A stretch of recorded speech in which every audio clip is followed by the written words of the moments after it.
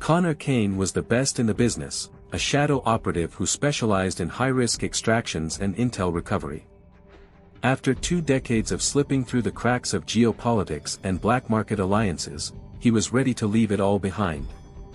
His last mission had been a success, the perfect exit for a man who had seen too much. But just as he was settling into his new life in Lisbon, the past came knocking.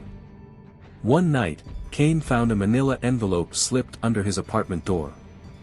It contained a single photograph, a faded image of him in Sarajevo, taken nearly 10 years earlier during a covert mission that had gone sideways. That mission was buried under layers of classified files, inaccessible to anyone who wasn't there. Yet here it was, sitting on his doorstep. Beneath it was a handwritten note in code, "Return to Sarajevo. The game is unfinished." That mission, 10 years ago, had been one of the most brutal of his career. His team had been tasked with taking down a Serbian warlord suspected of orchestrating underground arms deals with a mysterious syndicate known as the Revenant Order. But things had gone south, and his entire team had been compromised, barely making it out alive. Kane had always suspected there was more to the mission, something hidden beneath layers of misdirection. He knew that going back to Sarajevo meant opening up a past he had worked hard to bury. Yet he couldn't ignore the feeling that someone wanted him back there for a reason. So, Kane gathered his old equipment, leaving no trace of his departure, and flew out under an alias, slipping through borders as he'd done countless times before. He arrived in Sarajevo at dusk, the city's scars from years of conflict still visible against the skyline, reminders of old wars and unresolved secrets. Almost immediately, Kane sensed he was being watched.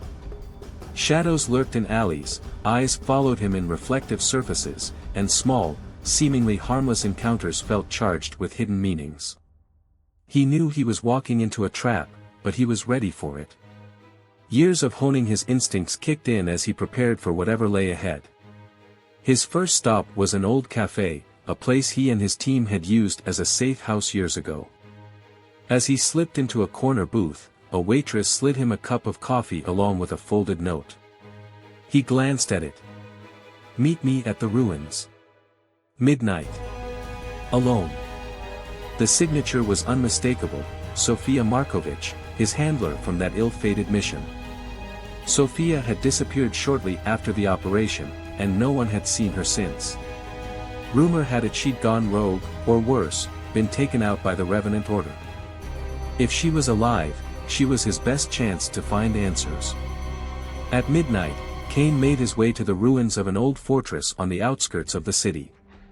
The silence was thick, the only sound being his own footsteps echoing across the stone. In the moonlight, he saw a shadow move, and a woman stepped into the faint light, Sofia, older but still sharp, her eyes colder than he remembered. "Kane," she said, her voice steady. "You shouldn't have come back." "You called me here, Sofia," he replied, his tone measured. "I want answers. What happened that night? Why was my team sacrificed?" Sofia looked away, her jaw tightening. "Because we were all pawns. The Revenant Order had agents everywhere. They'd infiltrated high-ranking government agencies, military, intelligence networks, all of it. That mission in Sarajevo was never about stopping the arms trade. It was about eliminating anyone who got too close to uncovering the Order's real agenda. And that was?" Kane pressed, a chill running down his spine. "They were developing a weapon, a device that could disrupt all digital and communication systems within a 100-mile radius. They called it the Eclipse. Imagine the power to shut down an entire country's infrastructure in seconds. That's what they were after." Kane's mind raced. He'd heard whispers of the Eclipse, a rumored weapon that could change the balance of global power. But he'd assumed it was just that, a rumor. Now, it seemed terrifyingly real. "Why are you telling me this now?" he asked, his eyes narrowing.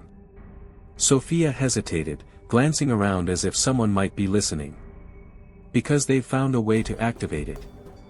They're going to use it as leverage, and if they succeed, they'll control every government that relies on modern tech. I managed to steal part of the activation code. That's why they're hunting me. And you. She handed him a flash drive. This is only part of it. The other half is hidden in the city, and they're closing in on it. Before Kane could respond, the faint hum of approaching vehicles interrupted them. The ruins were suddenly flooded with headlights, and figures emerged from the darkness, Revenant agents, dressed in black tactical gear, weapons aimed at them. The trap had been sprung. Kane, go! Sophia yelled, drawing her gun and firing off shots to cover his escape. Without hesitation, Kane bolted, sprinting through the labyrinth of ruins as bullets whizzed past him, cutting through the night. He knew he had to disappear. The Revenant Order was too powerful to confront head-on, and if he wanted to survive, he had to outsmart them. He found an old tunnel that led to the edge of the city and slipped into the shadows, disappearing into Sarajevo's winding streets. He knew the city well enough to evade capture, but he was only a step ahead. He spent the next few days moving like a ghost, blending into the city's underbelly, reaching out to old contacts, and piecing together clues to locate the hidden half of the activation code. Meanwhile, he kept his senses sharp, always aware of the agents patrolling nearby. The Revenant Order had eyes everywhere, and each night he found himself forced to relocate, narrowly escaping their grasp. After days of searching, Kane found himself at a forgotten bunker beneath the city's old library. It was abandoned, dark, and silent, with walls covered in encrypted symbols. His contact had said this was where Sophia had hidden the second half of the code. Using a flashlight, Kane deciphered the symbols, each one a part of a larger puzzle that eventually led him to a hidden compartment in the wall. Inside, he found a small, dusty USB drive, the missing piece. Just as he pocketed the drive, he heard footsteps approaching. The Order's agents had tracked him down. Kane knew he had no time to waste. In a calculated move, he disabled the lights, plunging the bunker into darkness. He navigated through the shadows, silently taking down one agent after another. The firefight was short and brutal, leaving him breathless but alive. With both parts of the code, Kane had what he needed to stop the eclipse. But he also knew that simply possessing it made him a marked man. He had one final move to make, to broadcast the code, rendering it useless by putting it in the public domain. But to do that, he'd need the help of a skilled hacker. Kane reached out to Sophia, arranging a covert meeting in a high-rise safe house overlooking the city. The skyline was blanketed in fog, lights muted and casting eerie glows across the dark buildings. Sophia greeted him with a grim smile, and together, they connected the drive to her laptop, preparing to transmit the code. As they worked, they heard the sound of helicopters approaching. Revenant forces had tracked them again, and this time, they were bringing everything they had. Time was running out. Just a few more seconds, Sophia said, her fingers flying over the keys. The door exploded inward, and Kane sprang into action, taking down agents as they stormed in, fighting to buy her more time. Finally, she hit enter, and the data began flooding the network, transmitting the Eclipse code to every secure channel in existence. The Revenant Order's most valuable weapon was now public knowledge, useless in the hands of any single party. In the chaos, Sophia and Kane managed to slip out, escaping into the maze of alleys below. As they watched the city's lights fade into the distance, Kane knew he had narrowly escaped with his life. The Order would still hunt him, but they had lost their greatest leverage. For now, the world was safe. As dawn broke over Sarajevo, Kane vanished once more, a ghost on the move, carrying with him the secrets of a war that would never make the headlines. Alex Mercer was a man who left his past behind, or so he thought. 5 years out of the game, he had finally built a quiet life in a small town nestled by the mountains, far from the chaos of his old life as an elite Black Ops specialist. But that peace shattered the day he found an unmarked package on his doorstep. Inside was a simple message: "We remember." The words were written in code, familiar to Alex from his days in covert operations. The memory of his last mission flooded back, the disastrous op in Madrid, a political scandal that almost toppled governments and forced his agency to erase his identity. They'd buried it all to protect him. But someone was digging it up. Overnight, his life turned upside down. His secure phone vibrated with coded messages. His contacts from the old days, people he hadn't heard from in years, were going dark, disappearing one by one. Someone was systematically hunting them down, and Alex was clearly next. Determined to get to the bottom of it, he packed his bags, locking his memories and his weapons away, and hit the road. Every move he made felt like walking a razor's edge. He quickly realized he was dealing with an unknown enemy, a ghostly presence that left no clues but always seemed one step ahead. The deeper he dug, the more he found himself entangled in a secret war involving high-ranking officials, covert technology, and millions of dollars in hidden funds. It was a vendetta that had been brewing since that mission in Madrid, and now, the stakes were higher than ever. His investigation led him to Berlin, where he met an old friend, Natasha, a hacker and former intelligence agent. She had a theory, that whoever was targeting him was after something bigger, the Harbinger Protocol, a classified project that Alex had only heard whispers of. Said to be a cyberweapon capable of disabling entire infrastructures, it was designed as a last resort in global warfare. If it fell into the wrong hands, it could cripple cities, entire countries. Natasha hacked into restricted networks, retrieving files and piecing together the web of connections. Together, they uncovered clues linking government officials, private arms dealers, and rogue military officers all tied to a shadow organization known as the Black Mantle. But before they could act, Natasha's systems were hacked, her hard drive wiped clean. An ominous message flashed across her screen, "We're watching." Without wasting a second, Alex knew it was time to move. He and Natasha went off the grid, switching vehicles, abandoning phones, and using analog methods to communicate. They were playing a high-stakes game against an invisible, lethal opponent who knew how to leverage every digital trace. The chase took them across Europe, from abandoned bunkers in the Alps to safe houses in old cities, each place hiding encrypted files and dead drops left by the operatives who had come before them. As they unraveled the puzzle, Alex discovered that the Black Mantle had been orchestrating his betrayal from the start. They were behind the botched Madrid operation, the loose ends, the abandoned agents. The Harbinger Protocol was not only real, it was the last piece they needed for a global takeover. And now, they knew Alex was onto them. A final message came through, forcing their hand, "Meet us in Prague." Alone. Alex knew it was a trap, but it was his only chance to stop them. With Natasha providing cover from a distance, he arrived at the rendezvous in an abandoned cathedral under the cover of night, his senses on high alert. Shadows moved around him, the unmistakable sound of footsteps echoing across the cold stone floor. His old handler, a man he hadn't seen since the Madrid disaster, stepped out of the darkness. "Alex," he said with a slight smile. "I was hoping you'd show."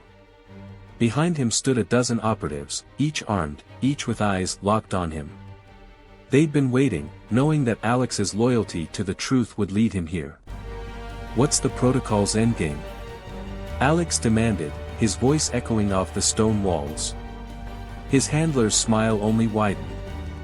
"Control, Alex. The kind we were always meant to have. Your little crusade ends here." But Alex had prepared for this. In a calculated move, he triggered a signal to Natasha, who had hacked into the building's power grid. With a single keystroke, the lights went out, and in the cover of darkness, Alex moved. Years of training took over as he disarmed and disabled one operative after another, using the shadows to his advantage. By the time the backup power kicked in, the room was littered with bodies, and Alex stood alone, his handler held at gunpoint. "It's over," Alex said, his voice steady. "You don't understand," the handler whispered, defiance in his eyes. "You can't kill an idea. Black Mantle isn't just me. It's everywhere." Without another word, Alex pulled the trigger. There would be time to deal with the Black Mantle's network later. For now, he had bought the world a few precious moments of peace. As dawn broke over the Prague skyline, Alex disappeared into the crowd, a ghost once more, but this time, he was the one with the upper hand. Ethan Cross had never seen his life flash before his eyes so many times in a single night. His pulse hammered as he raced down the narrow, dimly lit street in the back alleys of Belgrade, his heart thudding against his ribs. He didn't know who they were, or why they'd been following him for the past 2 days, but one thing was certain, they weren't going to stop until they had what they wanted, and from the look in their eyes, what they wanted was his head. It started as a regular intel-gathering mission. Ethan was a covert operative, highly trained and deadly, with years of experience navigating complex international operations. He'd been tasked with gathering information about an underground weapons cartel that had been moving large quantities of advanced arms technology through Eastern Europe. The briefing was standard, the target clear. But he hadn't expected a shadow operation to tail him as he moved in to meet his contact at the crumbling warehouse by the Danube.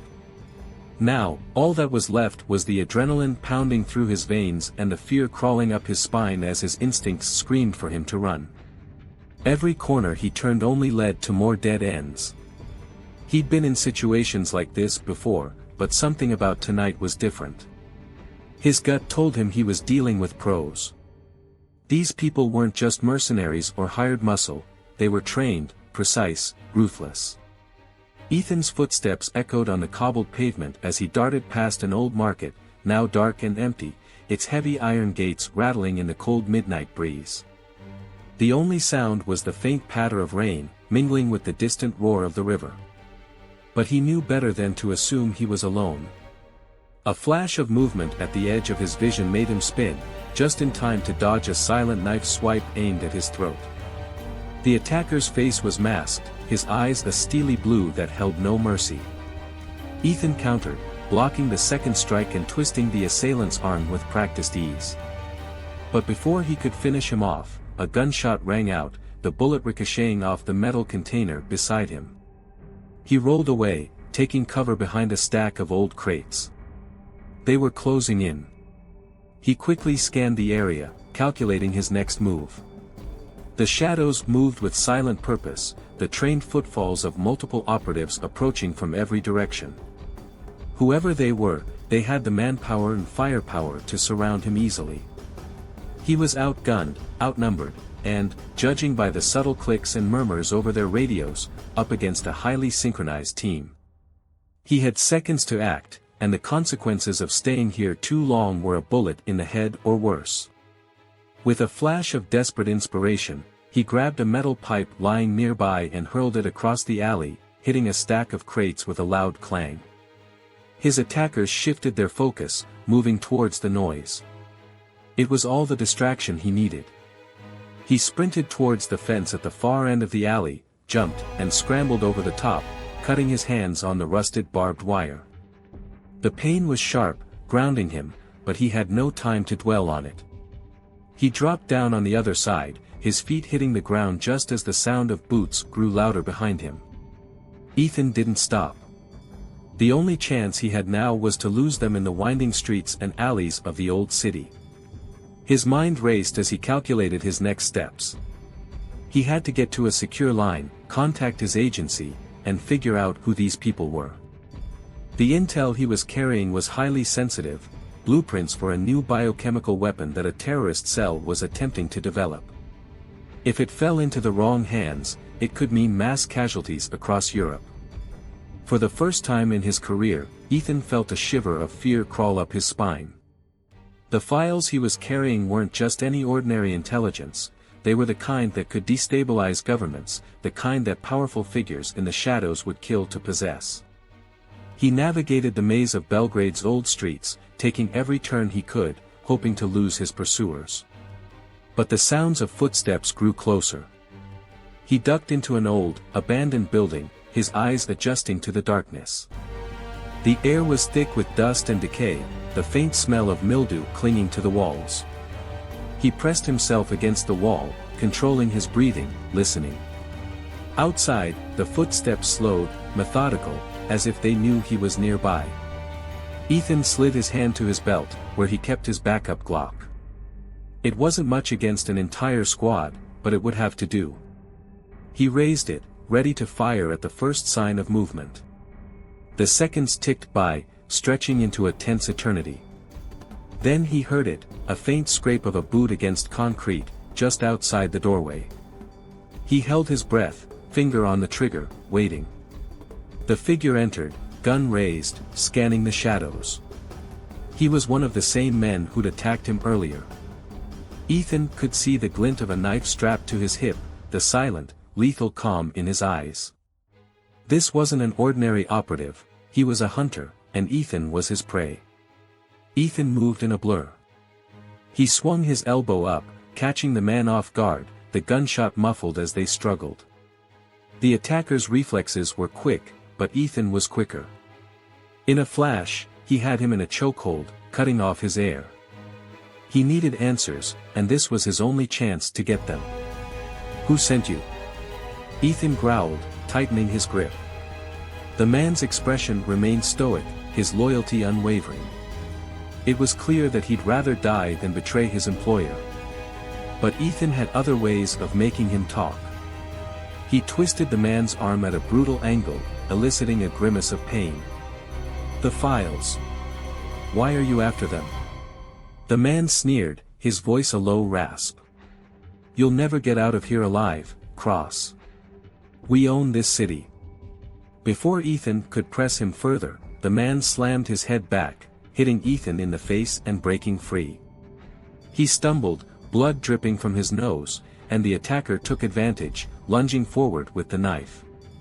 Ethan barely dodged, the blade slicing his arm. Ignoring the pain, he twisted, delivering a crushing blow to the man's jaw, knocking him out cold. But the noise had attracted attention. Outside, he could hear the rest of the squad closing in. He had only moments before they found him. Ethan searched the unconscious man's pockets, finding a small, encrypted device.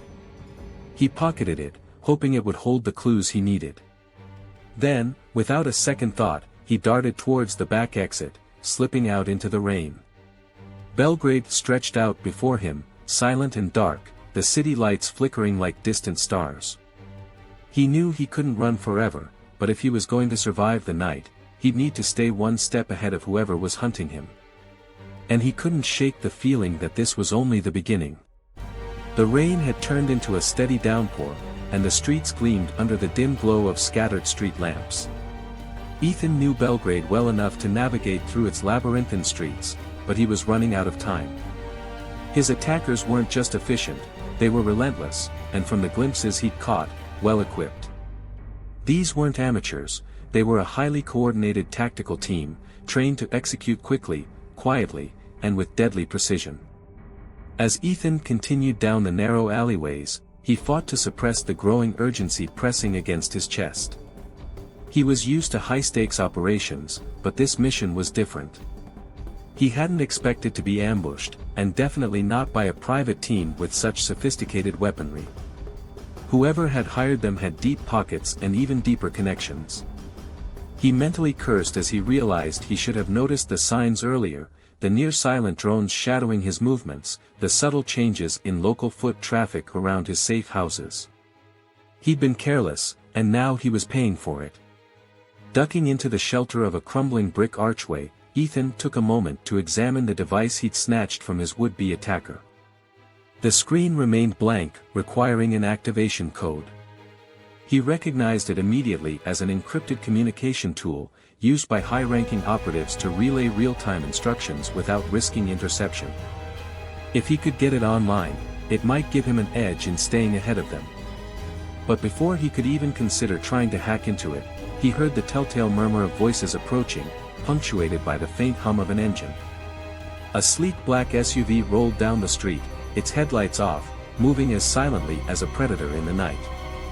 A flash of lightning revealed the silhouettes of three men with military-grade rifles, scanning the area with night vision goggles.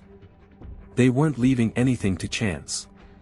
Ethan pressed himself flat against the damp wall, watching as the vehicle rolled to a stop. His options were dwindling. He could keep running, trying to stay one step ahead, or take a calculated risk. In his line of work, hesitation was fatal. The SUV's doors opened, and the men stepped out, their boots hitting the pavement in perfect synchrony. Two of them moved forward, their weapons at the ready, while the third lingered by the car, speaking softly into a radio.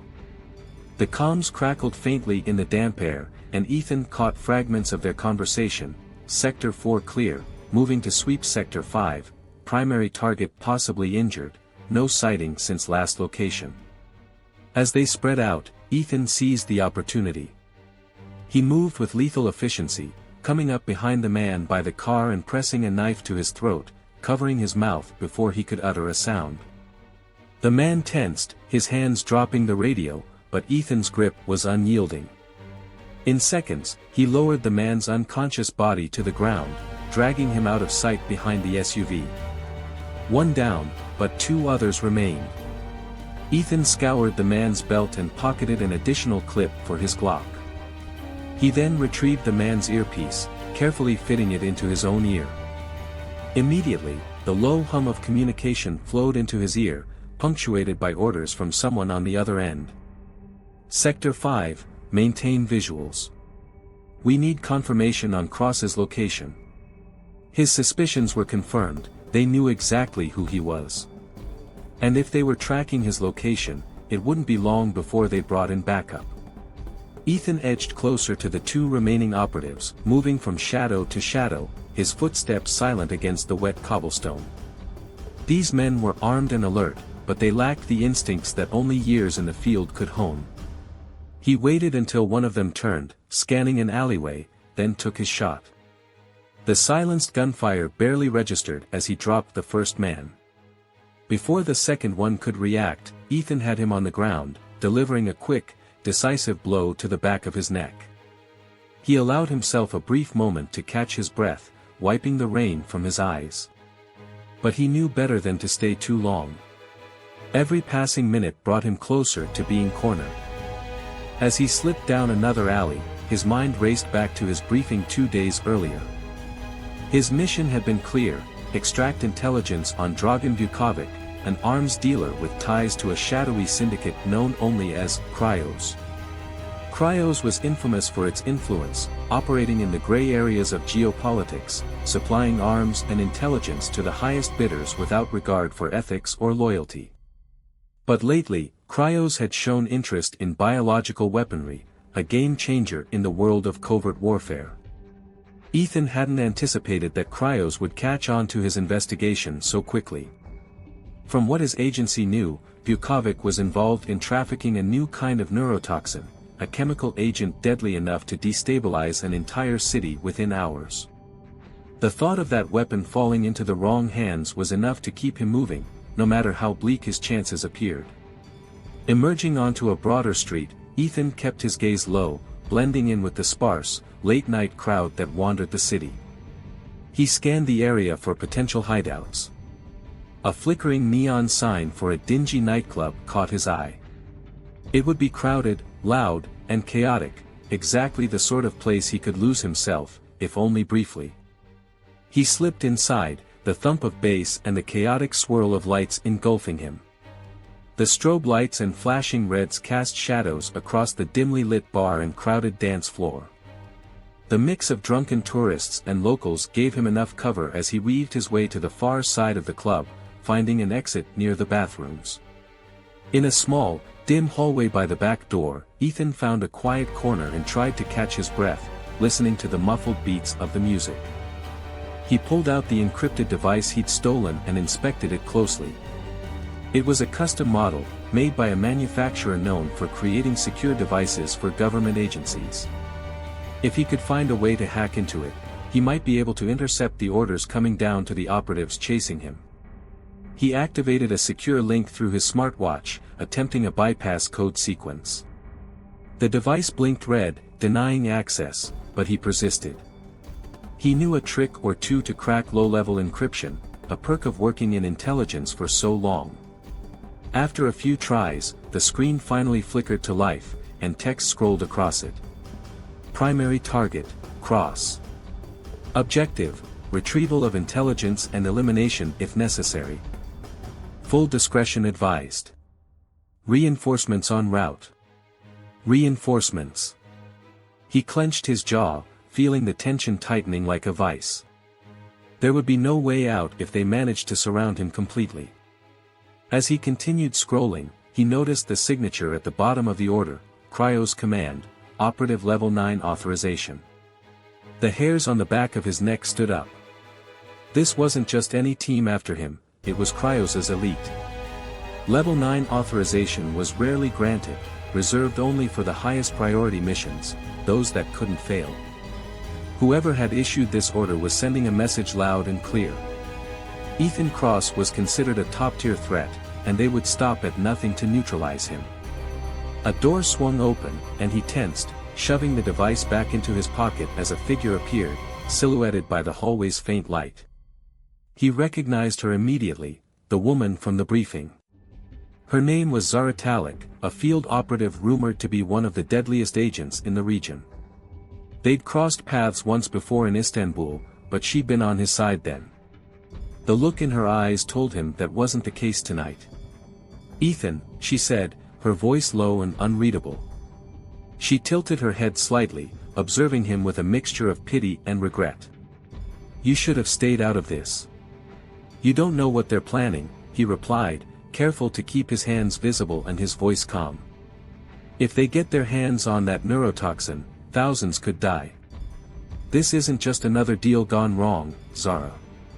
She regarded him in silence, her expression flickering briefly with something he couldn't read. For a moment, he thought he saw doubt, maybe even sympathy. But she shook her head, her eyes hardening.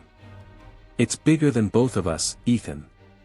They have orders, and we're both just pawns." Without warning, she raised her weapon.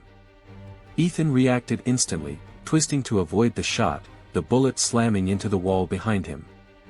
The club's pulsing music drowned out the sound, and no one seemed to notice the skirmish unfolding in the shadows. Ethan lunged forward, disarming her in a swift motion, but she countered with a knee to his ribs, sending him staggering.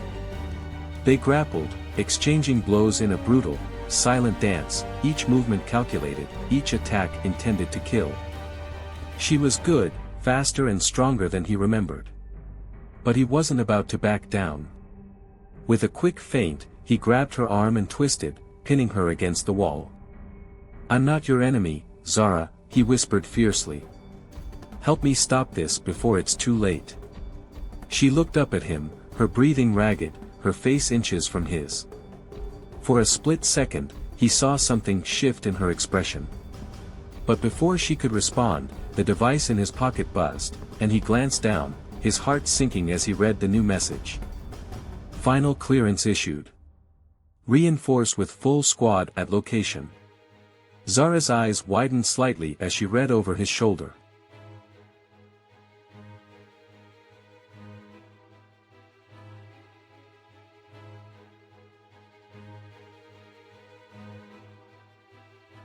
The night began like any other for Mark Phelps, head of security at the Ravenswood Asylum. Perched on the hill, towering over the sleepy town below, the asylum had a grim reputation. Tales of inhumane treatment and experiments were whispered among locals, but no one dared investigate.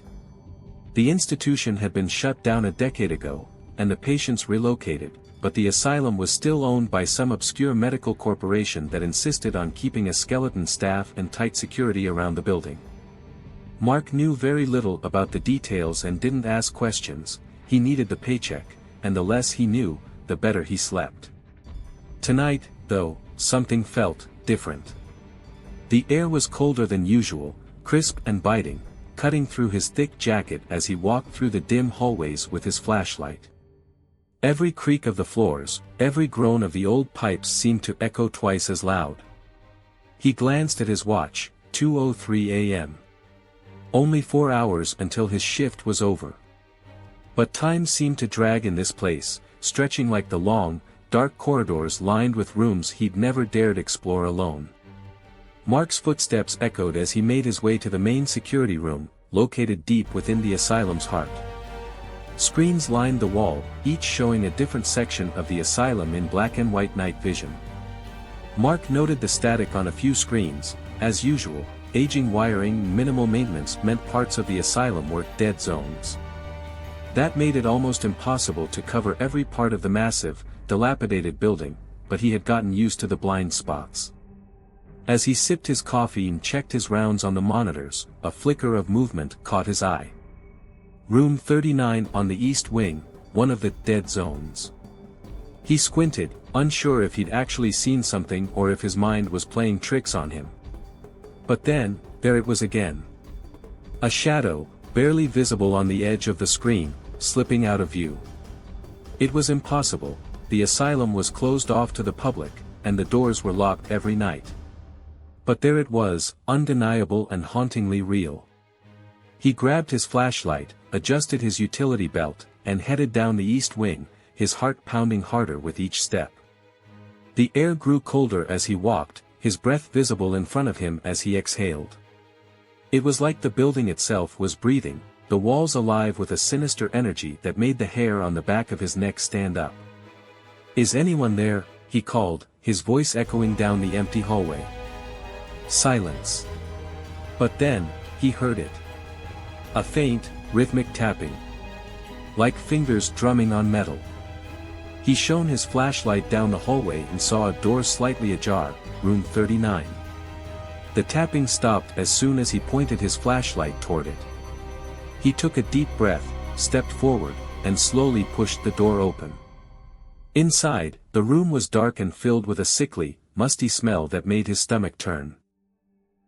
The flashlight beam landed on an old metal chair bolted to the floor in the center of the room, shackles hanging from its arms and legs, rusted with age. On the far wall, strange symbols were scratched into the peeling paint, forming some kind of ritualistic pattern. But what made his blood run cold was the figure sitting in the chair. It was a man, at least, it looked like one. His eyes were hollow, his skin pale and tight over his skull, like he hadn't eaten in weeks. His mouth hung open in a silent scream, and dark circles marked his sunken eyes. Mark's heart pounded in his chest as the man's head slowly turned, his lifeless eyes locking onto him. "Help, me." The man whispered, his voice raspy and weak. Mark took a step back, his mind racing.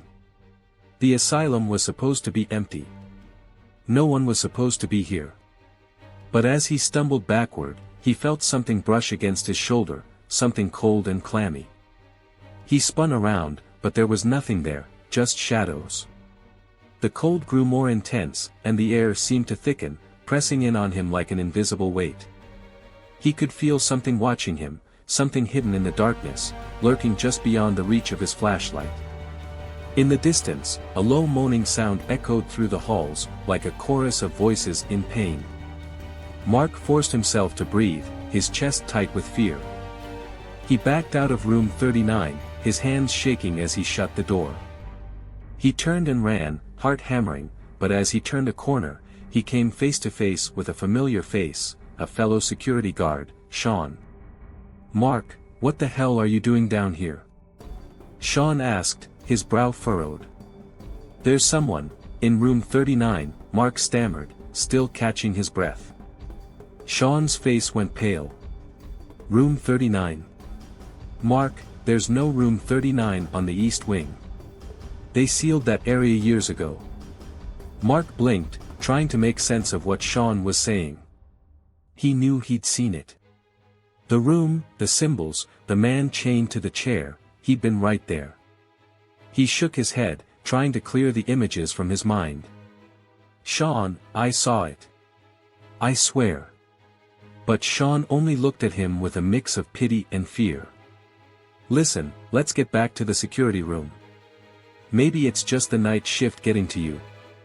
Reluctantly, Mark followed Sean back through the winding corridors. But as they reached the security room, he noticed something strange. Every screen was flickering, static filling the monitors. One by one, the screens went black, until only one remained, showing a live feed of room 39. In the center of the room, where Mark had just seen the man, now stood a tall figure cloaked in shadow. its head tilted to one side as if listening, aware of being watched. It raised one skeletal finger and pointed directly at the camera.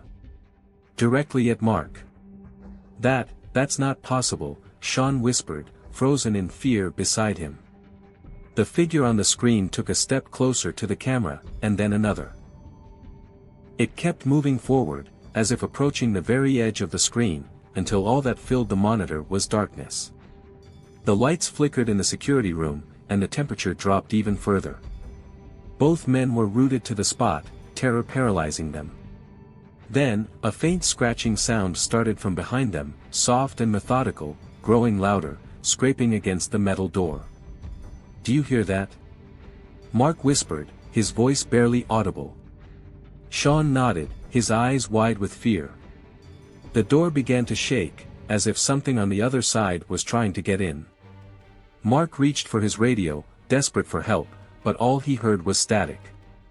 The scratching became more frantic, more desperate, and then, with a loud crash, the door flew open.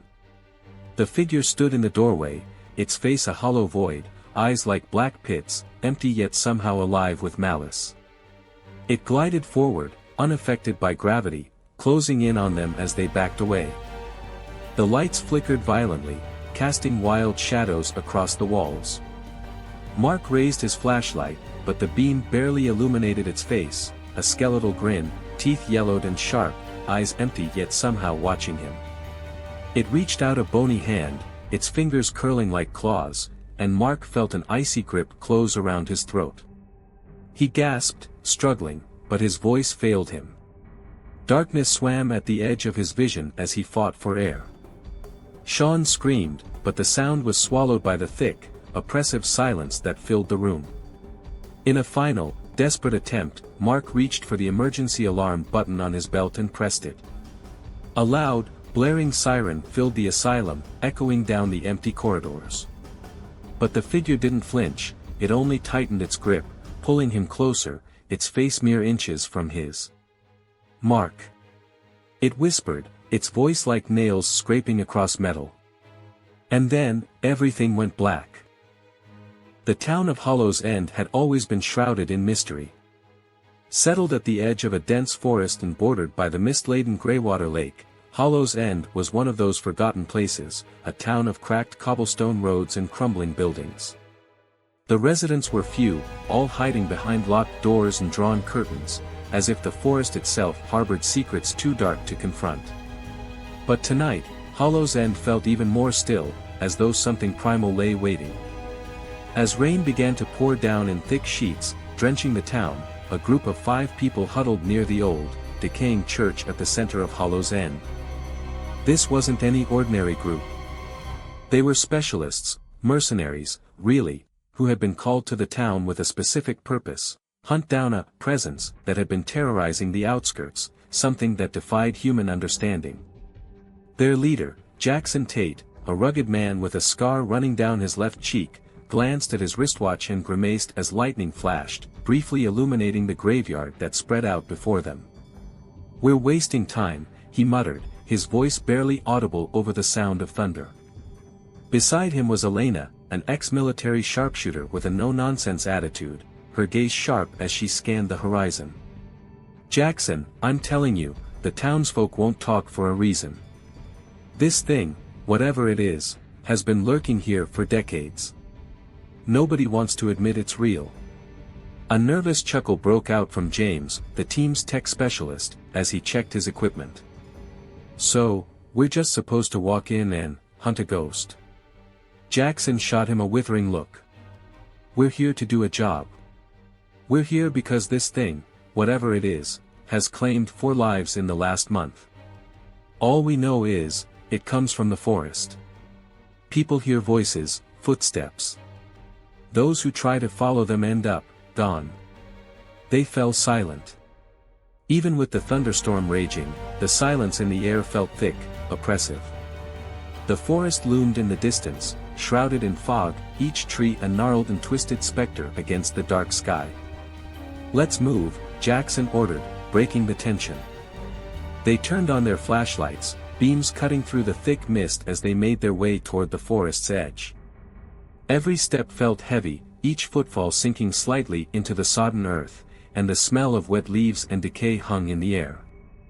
As they entered the forest, the trees seemed to close in around them. Shadows twisted in unnatural ways, stretching and curling, taking forms that almost looked like hands reaching out, like faces peering from the dark. Their flashlights flickered. "This forest feels alive," murmured Oliver, the youngest of the group, a rookie with bright eyes but trembling hands. "Like it's watching us." Elena scoffed. "Get a grip, rookie. Forests can't watch." But even she couldn't shake the feeling of being observed, like invisible eyes were following their every move. The group continued forward, carefully navigating the uneven terrain, the silence broken only by the sound of their boots squelching in the mud. Suddenly, a whisper cut through the night, faint and chilling. It was impossible to tell where it was coming from, but it echoed, carrying an unnatural resonance. They all froze, exchanging nervous glances. "Did anyone else hear that?" James whispered, his voice shaking. Jackson nodded grimly, his jaw set. "Stay close. Don't stray off the path."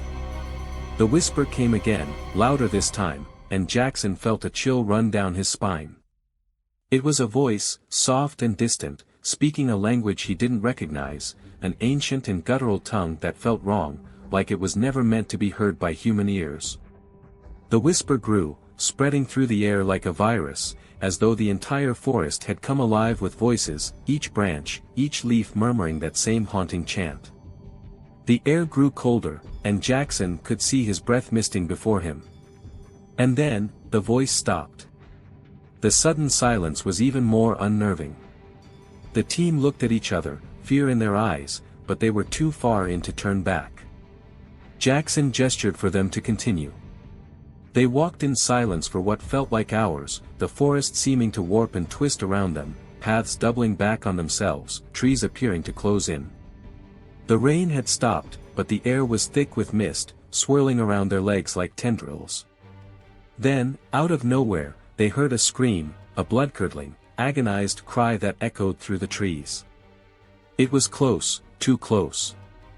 The team swung their flashlights in all directions, but the mist obscured their view. "Everyone stay sharp," Jackson barked. That scream, it could be one of the missing. As they pushed forward, the mist began to thin, revealing an old, decrepit cabin hidden in a clearing. It looked ancient, with walls of rotting wood and windows that seemed like dark, empty eyes staring out at them. The door hung open, creaking softly in the breeze. Without a word, Jackson approached the cabin, motioning for the others to follow. They moved as one, flashlights raised, weapons ready. As they entered the cabin, the air inside was thick with the smell of decay, a sweet, sickly odor that made their stomachs churn. The walls were covered in strange symbols, scrawled in what looked like dried blood. They were unlike anything Jackson had ever seen, twisting and writhing like they were alive. The cabin felt wrong, like it was a wound in the fabric of reality, a place that defied the natural order. In the corner of the room was a wooden trapdoor, partially open, leading down into darkness. Jackson glanced at the others, a silent question in his eyes. Elena nodded, her face pale but determined. They had come this far, they couldn't turn back now. He opened the trapdoor fully, revealing a set of narrow, winding stairs leading down into a black void. The air that rose from below was cold and smelled of earth and rot. Taking a deep breath, Jackson descended, his flashlight barely piercing the darkness. The stairs seemed to go on forever, twisting and spiraling down into the earth. The further they went, the colder it got, until their breath was coming out in white clouds. The walls were damp, covered in some kind of fungus that glowed faintly in the dark, casting an eerie, sickly green light. Finally, they reached the bottom, stepping into a vast, cavernous chamber. The walls were lined with more of those strange symbols, pulsating softly as if they were alive. In the center of the chamber was an altar, and on it lay something that made their blood run cold. A body, or at least what was left of one. It was shriveled, like all the life had been sucked out of it, the skin tight against the bones, the eyes sunken and hollow. But even more horrifying were the tendrils of darkness that seemed to writhe and pulse around it, tendrils that moved with a life of their own. "What is that?" Oliver whispered, his voice barely audible. Before anyone could answer, the shadows around the body began to shift, coalescing into a form, a figure of pure darkness, towering over them, its eyes like pits of infinite blackness. The air grew impossibly cold, and a deep, rumbling voice filled the chamber, reverberating through their bones. "You should not have come here." The voice was ancient, carrying the weight of centuries, and as it spoke, the darkness seemed to grow, spreading across the chamber like a living thing, creeping toward them with a malevolent hunger. "Back, everyone, back!" Jackson shouted, but it was too late. The shadow figure lunged, its arms extending like tendrils, wrapping around Elena and lifting her off the ground. She screamed, struggling, but the tendrils tightened, drawing her closer to the dark form. Her flashlight fell from her hand, rolling across the ground as the others watched in horror. Jackson raised his gun, firing at the creature, but the bullets passed through it, vanishing into the darkness as if they'd never existed. The shadow laughed, a deep, guttural sound that echoed in the cavern, filling them with a dread they'd never known. "Run!" Jackson yelled, grabbing Oliver by the arm as they sprinted back toward the stairs. James was right behind them, but as they reached the base of the stairs, they realized that the entrance had vanished. The stairs led to a solid wall of stone, sealing them in. Panic set in as they searched for a way out, but the darkness was closing in, surrounding them on all sides, the whispers growing louder and louder, filling their minds with thoughts that weren't their own. And in that moment, they knew, they were not leaving Hollow's End alive. They called it the Crimson House.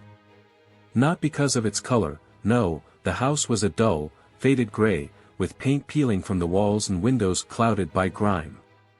It earned its name because of the horrors that supposedly took place there. Over a century ago, Dr. Cornelius Whitaker, a reclusive and enigmatic doctor, had lived there, conducting experiments on his patients. The townsfolk said they could still hear their cries of anguish on windless nights, like echoes trapped within the walls. For years, no one dared approach the place. It was left to rot at the edge of town, overgrown by weeds and hidden by thick, thorny bushes. But legends persisted, and people were drawn to the mystery. Some braver souls ventured to the house, hoping to disprove the stories or to catch a glimpse of something otherworldly. None of them ever spoke of what they found, if they ever found anything at all. And over time, the house was largely forgotten. But for Emily and her friends, it wasn't forgotten at all. They had grown up hearing the stories of the Crimson House, sharing ghost tales around campfires, daring each other to walk to its gates. Now, as college students back home for the summer, they wanted one last thrill before they parted ways again. Emily's friend, Jake, suggested they go to the house at midnight, just to see if the legends were true. "You all are chicken if you don't go," he taunted, smirking at them as they stood in the field outside the town. They had gathered there just as the sun began to set, the horizon turning blood red. The Crimson House loomed in the distance, a silent silhouette against the darkening sky. "I'm in," Emily replied, feeling a mix of fear and excitement. She had always been the skeptical one, the voice of reason in their group. But something about the house called to her, a chance to face her childhood fears head-on, maybe prove to herself that she could conquer anything. The others hesitated, exchanging nervous glances, but eventually, they all agreed. There were 6 of them, Emily, Jake, Sophie, Matt, Claire, and Brian. Armed with flashlights, they made their way through the overgrown field, pushing aside branches and wading through knee-high grass, until they reached the rusty iron gate that marked the entrance to the Crimson House. As they stepped through the gate, a chill swept over them, colder than the night air. The house loomed above them, its windows dark and foreboding, like empty eye sockets. The front door was slightly ajar, creaking softly in the breeze. "Last chance to turn back," Matt joked, though his voice trembled. Too late for that, Jake replied, grinning as he pushed open the door, which swung inward with a loud groan. The air inside was thick and stale, carrying the faint scent of mildew and something else, something metallic. They shone their flashlights around, revealing a grand foyer filled with dust and cobwebs. A large staircase spiraled up to the second floor, its banister coated with grime. "Let's split up," Jake said, clearly trying to sound brave. "Cover more ground." "Are you out of your mind?" Claire whispered, clutching her flashlight tightly. "That's exactly how people die in horror movies." Jake rolled his eyes. "Fine, we'll stick together. But don't chicken out on me." They moved deeper into the house, their footsteps echoing on the creaky wooden floor. Every shadow seemed to shift, every creak of the old house sounded like a distant whisper. The walls were lined with faded portraits of grim-faced people, their eyes seeming to follow them as they moved. Emily felt a shiver run down her spine as they passed a particularly large portrait of a man with piercing eyes and a thin, cruel mouth. She recognized him from the legends, Dr. Cornelius Whitaker. The further they went, the colder it got. They reached the living room, a vast, cavernous space filled with old furniture covered in dusty sheets. A grand piano stood in the corner, its keys yellowed with age. As they passed, Emily swore she heard a faint note, like someone had brushed against the keys, but no one else seemed to notice. They explored in silence, their flashlights sweeping over forgotten furniture and decaying wallpaper. Just as they reached the dining room, Sophie stopped suddenly, shining her flashlight on the wall. Her eyes widened. "What is that?" she whispered. The others turned to look. There, scrawled across the walls in a dark, reddish-brown stain, were words, dozens of them, sentences that overlapped and twisted around each other, like a madman's ravings. "I can hear them. They won't stop. The voices won't stop. Is that blood?" Brian whispered, his face pale. Jake laughed nervously. "It's just paint. Probably some prank from the last people who were here." But Emily wasn't so sure. She couldn't shake the feeling that the words were real, that they were a message, a warning from someone who had been trapped here, driven mad by whatever haunted this place. "Let's keep moving," she said, her voice barely audible. She didn't want to be in that room any longer. They moved to the hallway, where they found a door at the end that led to the basement. The smell of rot was stronger here, filling the air with a sickly, metallic tang. "Come on, let's check it out," Jake said, opening the door and shining his flashlight down the stairs. Emily hesitated. Everything in her screamed to turn back, to leave the house and never look back. But she didn't want to be the one to back out, not after coming this far. They descended the stairs, their footsteps echoing on the stone steps. The basement was pitch black, their flashlights barely illuminating the room. There were strange, rusted metal tables in the center of the room, each one covered in dark stains. Chains hung from the walls, clinking softly as if moved by an invisible breeze. This doesn't feel right," Sophie whispered, her voice trembling. And then they heard it, a soft, scratching sound, like nails scraping against stone. It was coming from the far corner of the basement, where the shadows were thickest. "Who's there?" Jake called, his voice wavering. He took a step forward, raising his flashlight. The beam landed on a figure crouched in the corner, its back to them. It was thin and hunched, with skin stretched tight over its bones. The figure rocked back and forth, muttering to itself in a low, frantic voice. "Hey!" Jake shouted, his voice louder this time. The figure stopped, its head turning slowly to face them. Emily felt her blood turn to ice as she saw its face, a gaunt, hollow-eyed skull with skin that looked like it had been stretched over it. The eyes were black pits, staring straight at her, and its mouth opened in a silent scream, revealing rows of jagged, broken teeth. The figure lunged forward, moving with unnatural speed, its bony hands reaching out. The group scattered, stumbling backward as the figure let out a guttural, otherworldly scream that echoed through the basement, filling their minds with a terror unlike anything they had ever felt. "Run!" Emily screamed, grabbing Sophie's arm and pulling her toward the stairs. They stumbled up the steps, their hearts pounding as the sound of that horrifying scream chased them up. Behind them, they could hear the heavy, labored breaths of the figure, its footsteps close, so close. They burst into the hallway, slamming the door shut behind them, but the screaming didn't stop. It reverberated through the house, filling every room, every hallway, as though the walls themselves were screaming with it. "We need to get out of here," Matt shouted, panic etched into his face. They ran toward the front door, but as they reached it, the door slammed shut, the locks clicking into place with a force that shook the walls. The windows darkened, as if an unseen hand had covered them, blocking out the faint light of the moon.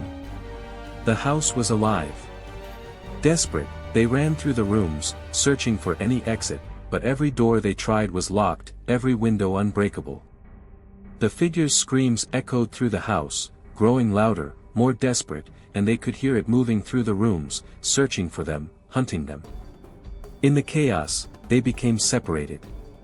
Emily found herself alone, her flashlight flickering as she stumbled through the dark, her breath coming in short, panicked gasps. She could feel the house closing in on her, its walls pulsing with a dark, malevolent energy. Then, just as she thought she couldn't take it anymore, she heard a voice, soft and gentle, cutting through the darkness. "Emily." She froze, her heart pounding. It was her mother's voice. But that was impossible, her mother had died years ago. "Emily. Come to me." The voice was calling from upstairs, echoing down the dark corridor. Emily's legs moved on their own, as if compelled by some unseen force, drawing her up the stairs toward the voice. She walked in a trance, her flashlight flickering as she moved through the darkened halls, the walls seeming to close in around her. As she reached the top of the stairs, the voice stopped, replaced by a silence so profound it felt like the entire world had ceased to exist. And then, from the shadows, the figure emerged, its hollow eyes staring into hers. It reached out, its bony fingers brushing her face, and she felt a cold unlike anything she had ever known, a darkness that seeped into her very soul. And in that moment, she knew, the house had claimed her. The rain fell in relentless sheets over the neon-lit streets of Silver City, casting an almost ethereal glow that distorted the shapes of people, cars, and buildings alike. Through the haze and the glowing signs, a lone figure moved with purpose, blending in with the shadows yet keenly aware of every sound, every shift in the urban landscape. That figure was Jace Ramirez, a former Special Forces operative turned private investigator, haunted by a past that wouldn't let him go. Jace's life had spiraled into a chaotic blend of half-forgotten memories and sleepless nights since his last mission, a mission that had gone disastrously wrong. He had lost most of his team, but what haunted him most wasn't their deaths, it was the man responsible. A man he was here to find tonight.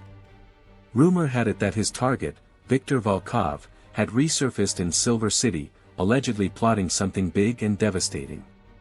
Jace's old friend, Detective Harris, had tipped him off, his voice tinged with an urgency Jace had rarely heard. Harris, a seasoned detective in Silver City's police department, had been tracking Volkov's movements for months, and the information he provided was always valuable, albeit sometimes cryptic. The glowing sign above Jace read, Trenton Hotel, though the lights flickered as if ready to give out any moment, much like the hotel itself. Abandoned years ago, the once luxurious building had turned into a hiding place for criminals, squatters, and other souls who preferred to stay out of sight. The roof leaked, graffiti marked the crumbling walls, and a chill seemed to hang in the air, even more bitter on a night like this. Jace exhaled slowly, his breath visible in the cold, damp air. He checked the Glock strapped securely under his worn leather jacket, feeling its familiar weight and comfort. While many things in his life were unpredictable, this gun was a constant, a tool, a weapon, and sometimes, a lifeline. According to Harris's tip, Volkov was meeting someone tonight, a man known only as, the Broker. Jace had encountered the name before. It was whispered among criminals, a shadowy figure rumored to orchestrate and fund operations from the darkest corners of the underworld. Anyone who had a score to settle or a need for cash would turn to the broker, provided they had the connections and the nerve. Jace crouched in the shadows across the street, waiting, watching. Every few minutes, he could see movement through the hotel's broken windows. Then, at exactly 11 o'clock, a sleek black sedan pulled up to the curb, its tinted windows offering no glimpse of the occupant inside.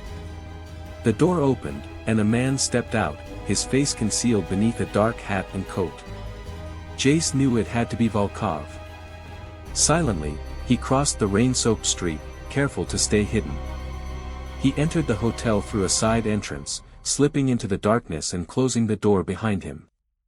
The interior was even worse than he'd imagined, walls covered in peeling wallpaper, floors littered with broken glass and trash. It smelled like mold and something else he couldn't quite place. But Jace wasn't here for ambience. The faint hum of voices floated from deeper within the hotel. Jace's pulse quickened. He recognized Volkov's voice, a deep, accented murmur tinged with impatience, and the broker's calm, icy tone that could chill even the bravest of souls. They were talking business, something about final preparations and ensuring Ramirez doesn't leave here alive. The broker's voice was almost mechanical, like a surgeon explaining a delicate procedure. There was no anger, no emotion, just a detached calculation that unnerved Jace more than Volkov's open hostility. "You'll receive the final payment once the job is done," the broker was saying, his tone as smooth as silk. "But if he interferes, end him." "I don't care how." Volkov's laughter echoed down the hallway. "Trust me, he won't make it out. Ramirez is already a dead man." Jace's hands tightened into fists. He had known that tonight was a trap, yet he couldn't resist the chance to face Volkov.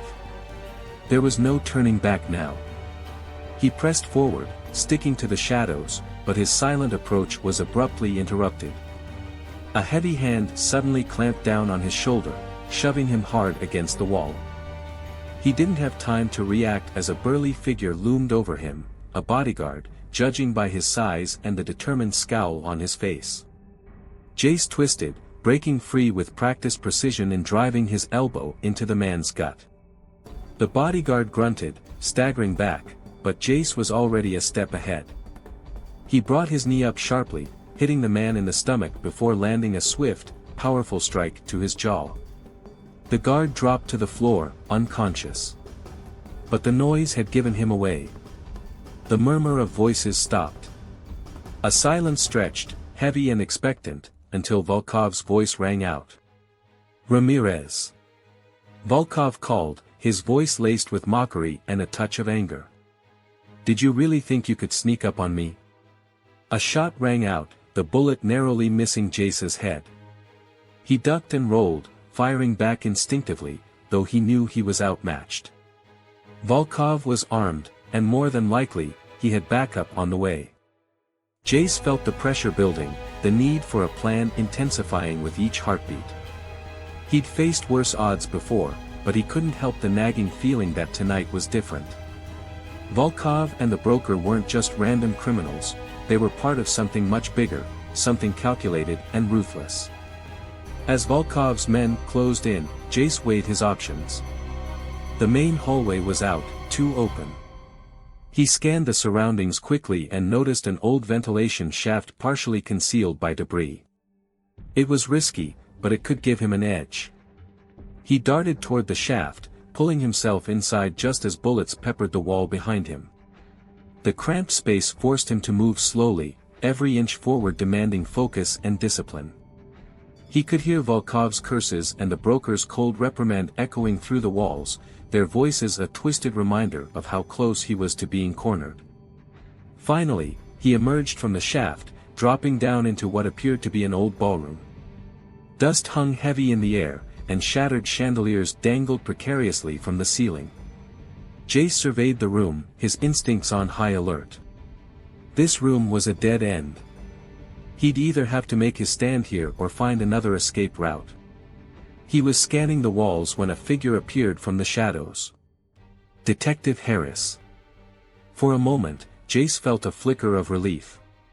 Harris was one of the few people he could trust, or so he'd thought. Harris? Jace asked, lowering his gun slightly, though his gaze remained wary. What are you doing here? Harris looked worn and anxious, a stark contrast to his usual calm demeanor. I tried to warn you, Jace, he said, his voice thick with regret. Volkov, he has my family. I didn't have a choice. Jace's pulse quickened, anger mixing with disbelief. So you led me here. You betrayed me. Harris flinched, but he didn't deny it. I had no other option, Jace. They said they'd kill my wife, my daughter. I had to play along. Jace's mind raced, but he forced himself to stay calm. Harris might have betrayed him, but he was still in danger. If Volkov was willing to threaten an innocent family, there was no limit to his ruthlessness. Before he could respond, heavy footsteps echoed from the hallway. Volkov's men were closing in fast, and Jace knew they had only seconds before the entire room was swarming with armed thugs. Listen, Jace said, his voice low and intense, we don't have time for apologies. If we're going to make it out of here, we need to work together. Harris nodded, and they both turned toward the old staircase that led to the roof. It was a long shot, but with Volkov's men approaching, it was the only option left. They sprinted up the staircase, their footsteps echoing against the crumbling walls. Behind them, Volkov's voice rang out, taunting them. Ramirez. You can't run forever. This is your end. Jace didn't respond, focusing instead on reaching the rooftop. As they burst through the final door, they found themselves standing on the edge of the building, the city stretching out before them, its lights dim beneath the stormy sky. A helicopter hovered overhead, its spotlight cutting through the rain and illuminating the rooftop. Police sirens wailed in the distance, but Jace knew they wouldn't arrive in time. Volkov appeared in the doorway, his gun trained on Jace, a cold smile twisting his lips. This is where it ends, Ramirez. You should have stayed dead the first time. Jace felt Harris tense beside him, but he held his ground, staring Volkov down. You've taken a lot from me, Volkov. But you won't walk away from this. Volkov's smile widened. Bold words from a man who's about to die. But before he could pull the trigger, the sound of a gunshot filled the air. Harris staggered, clutching his chest as he fell to the ground, his eyes wide with